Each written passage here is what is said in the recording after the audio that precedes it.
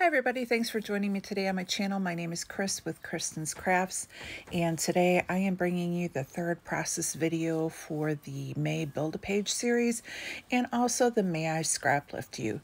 So today I am scraplifting Shannon, who is She's Crafty on YouTube, and doing this Christmas layout using the Vicky Bouton Evergreen and Holly items. So with Shannon's page, she had these 4 envelopes and then used 4 smaller photos.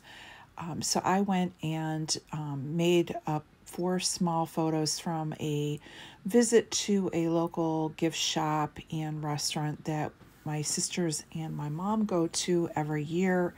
It's become kind of our girls' day tradition to go to this really cute shop in a town. It's about 40 minutes away from our house. And I thought it would be great to do this layout. I love how Shannon is able to make 4 little clustered areas and embellish each of the areas. And she is so good about all of her embellishments and adding things. I don't come close to what she does, but I'm very happy with how the layout turned out. So the first thing I did was fussy cut 4 of the envelopes. I decided to go with the 2 diagonal stripe envelopes, one that had the poinsettias and another one that had holly leaves on it. And then I'm just taking my craft knife and I am cutting a slit in all 4 of them so that I can tuck things in. Now in Shannon's, she had taken, I must have been like a circle punch or something, and had taken pattern paper and put a circle in each of the envelopes. I'm going to go ahead and fussy cut out 2 of these wreaths, and they will go in the opposite corners of each other instead of the circular elements that Shannon had. And then I will end up fussy cutting out 2 of the tags from the page to go, and you can see her layout right there on the left hand side. Now to get my little wreath in a little bit further, I did just cut more of the envelope. And it's funny because I really wanted you to be able to tell the envelope was an envelope, but in the end, I think by the time I added all the embellishments, the tags and things like that, you really don't see the flap of it as much, but I'm very happy with how it turned out. So now I am cutting off 1 inch on both sides of the red paper, and then I'm going to cut off 3/4 of an inch off of the green paper so that I can go ahead and do the double mat like Shannon did on hers. Now I will gut out the inside of this paper and the phrase paper and use yeah, I'm frugal when it comes to my paper and can't waste it, but I'll also fussy cut some of those evergreen bowls out of the back side of that one paper that I gutted. So here I'm going to go ahead and gut this one by taking a 1/2 inch off of each of the sides. Or actually, I don't even think I trimmed it down. I just went ahead and used it as a whole piece of paper, and then I'm gutting out the inside and making just a 1 inch frame. So here I am. I'm just going to go ahead and adhere that down, and so it's got a very thin matting of the green, and then it has the phrase paper behind, and it just, I think, does a great job of separating that red from it. Now I'm just going ahead and having the diagonally striped envelopes on either side, and then the floral ones diagonal away from each other and kind of separating that way. So now I'm going to go ahead and cut out another one of these wreaths, and that will go in the bottom right hand corner. So again, to go opposite of the one up above. And I'm going to go ahead and just notch it out again, just so it has a little bit more room to slide in. And I'm going to go ahead and put that here. And now I'm grabbing this paper that has the tags on both sides, and I'm just going to go ahead and pick out 2 of the tags. I'm going to use this black one with it's black and white plaid, and I do hole punch out the little hole, And then I'm going to grab this one that's the black with the snowflakes, and that will go above. So I'm pulling the black into each corner and a tag into each corner. And I'm just going to go ahead and put those on an angle. And now that I kind of have the foundation done, I'm going to go ahead and Shannon had in hers a lot of like little evergreen branches as well. So I'm just going to go ahead and fussy cut out 2 of them, and those will go into the envelopes that have the tags and just bring a little bit more greenery into it. So I'm just cutting out the first one, and then I think I put that in the bottom left. And now I'm going to grab one more and put it in the top right. And while I'm doing that, make sure that you check out everyone who played along with the Build-A-Page series this month. I think everyone was able to join in this month and get all theirs done. I'm a little bit late because I had some, we had a funeral and some other things happening. So, but I just have 2 more to do, and I will get those done this week. Now I'm just going and trimming up the photos. I printed them on a 4x6 with my Epson printer, so they're 2x3 photos, and I'm just going to mat them on a little bit of white.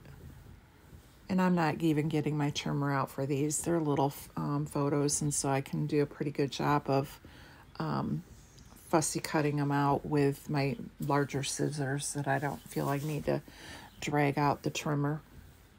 And I'm going to maneuver these around a little bit, trying to figure out, you know, if I want them at the photos on an angle or if I want them up and down. I end up sticking pretty much with what Shannon did. She went ahead and had hers straight up and down. And in the end, I have them kind of offset to the outside of each of the envelopes. And I like how they end up turning out.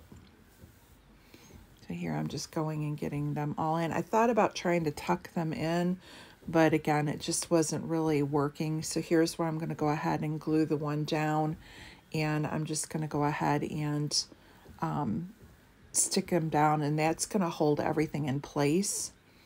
And now I'm just kind of spreading out the tags and the evergreen branches just to make sure they're how I want them. Now, the one thing I was trying to avoid covering up was too much of the bows. And so by turning them the opposite way, I was able to get the photos on. And very happy with how that turned out.